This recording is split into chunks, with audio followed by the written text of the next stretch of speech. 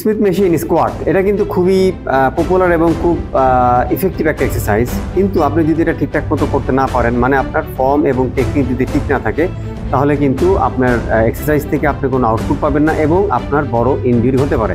তো আজকে আমি দেখাবো যে কিভাবে স্মিথ মেশিন স্কোয়াট আপনি কিভাবে পারফেক্টলি গুড রাইট ফর্মে আপনি এটা করবেন।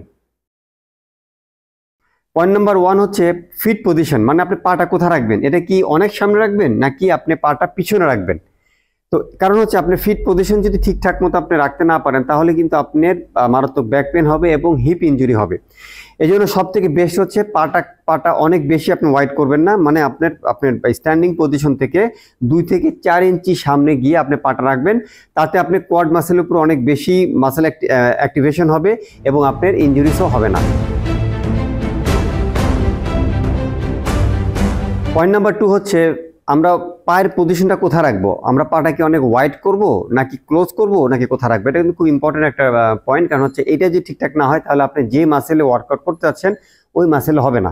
তো আপনি যদি কোয়াড মাসেলকে টার্গেট করেন, সেক্ষেত্রে আপনার পায়ের পজিশন হবে শোল্ডার উইথ অ্যাপার্ট, ঠিক আছে, মানে বেশি ওয়াইড না বেশি ক্লোজ না, স্ট্যান্ডিং পজিশনে আপনি পা রাখবেন। এখন ধরেন আপনি যদি হ্যামস্ট্রিং মাসেল, আপনি গ্লুট মাসেলকে হিট করেন, তাহলে পাটাকে অনেক সামনে রেখে আপনি করতে পারবেন। সাধারণত যারা অ্যাডভান্স লিফটার তারা এটা করে থাকে। পয়েন্ট নাম্বার 3 হচ্ছে রেঞ্জ অফ মোশন, এটা কিন্তু খুবই ইম্পর্টেন্ট। কারণ হচ্ছে আপনার রেঞ্জ অফ মোশন যদি ঠিক না থাকে, আপনি যে শর্ট রেঞ্জ অফ মোশনে যদি করেন, তাহলে কিন্তু আপনার মাসেলের উপরে কিন্তু মানে টাইম আন্ডার টেনশন, যেটাকে বলে TU2, কিন্তু ঠিকঠাক মতো হবে না। এই জন্য বিগ রেঞ্জ অফ মোশনে সবসময় ওয়ার্কআউট করবেন। এটা পায়ের ব্যায়াম হোক, এটা আপনার চেস্টের ব্যায়াম হোক, যে কোনো ওয়েট লিফটিংয়ে বডি বিল্ডিং ভার্সন যদি হয়ে থাকে, তাহলে আপনারা চেষ্টা করবেন যে ফুল রেঞ্জ অফ মোশনে ওয়ার্কআউট করার জন্য। ফুল রেঞ্জ অফ মোশন এটা কীভাবে করবেন, আপনারা যখন নামবেন তখন আপনারা স্লো এক্সেন্ট্রিক নামবেন, মানে যখন আপনারা স্কোয়াট করবেন নামতে থাকবেন তখন 3 সেকেন্ডে নামবেন এবং যতদূর নামতে পারেন আপনার ফ্লেক্সিবিলিটি আছে বা আপনার মোবিলিটি আছে।